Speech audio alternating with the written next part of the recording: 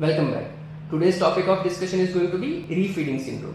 Refeeding syndrome is a complex topic but surely has one or two questions in the NEET PG exam. What I'll be doing is I'll be trying to simplify refeeding syndrome by breaking the term. We'll also see an MCQ and at the end I'll be telling you a table as well as a trick to get the MCQ right. So let's get started.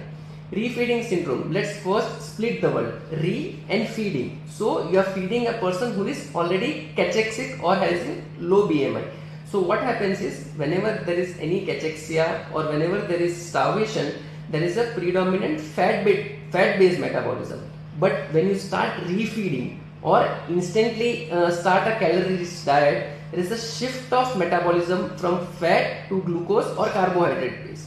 So what happens? There is a sudden surge of glucose, that is hyperglycemia, and that will stimulate insulin release. What this insulin will do? It will cause all the electrolytes, potassium, calcium, magnesium and phosphate to enter the cell, and that is what happens. So there will be deficiency of all the four nutrients: hypocalcemia, hypomagnesemia, hypophosphatemia and hypokalemia, and that's how our MCQ is related. So patient who is having BMI of 14 started on a calorie-rich diet, on day 3 developed seizure as well as dysarrhythmia. So CNS and CVS symptoms he has developed.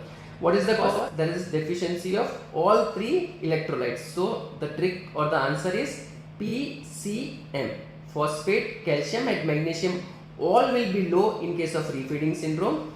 Another one which we know, insulin causes shift of potassium also inside the cells, so hypokalemia. So the trick is all will be hypo in case of refeeding syndrome, that is electrolytes except glucose, and there will be hyperglycemia.